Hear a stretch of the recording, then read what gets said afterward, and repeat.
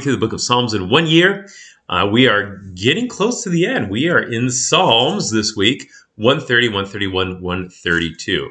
As you can see, my bandage is off of my head, so thankful for that. My scar's healing up well, that incision spot, so thankful that things are going so well. So again, thanks for your prayers.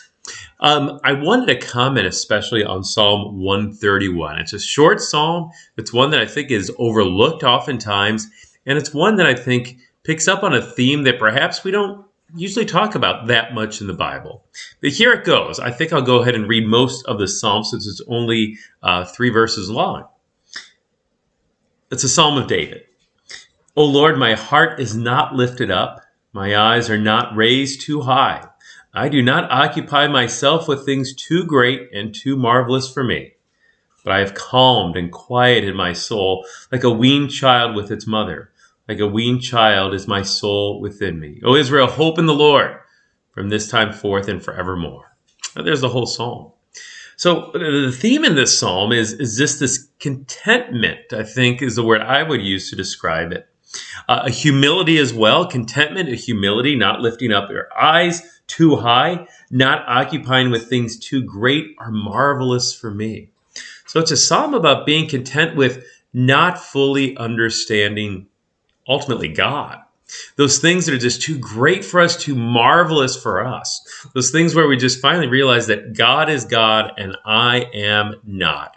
And there are just some things that are too great and marvelous for me.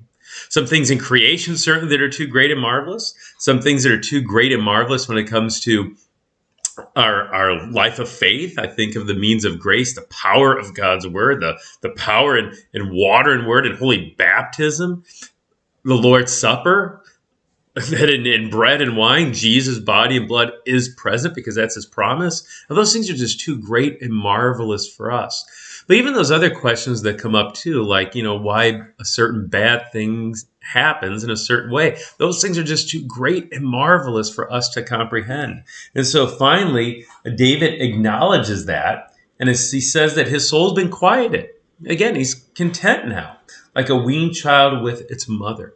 A weaned child, a small child with its mother. That child is just content to be with his mother, to be in their mother's presence. I think that's kind of a neat picture for us in God, that we are content to be in the Lord's presence. The Lord's presence that he promises and that everlasting love he promises is enough. And so even when things are too great for us to understand, to take comfort in God's presence. I also think there's a neat connection, too, that, like a small child is content to be with its parent. Our contentment is also found in the one who became that small child for us. As we approach the season of Advent and finally Christmas, we recognize that, Jesus became one of us. He became that small child for us, humbled himself for us, so that in him, ultimately, we might have contentment.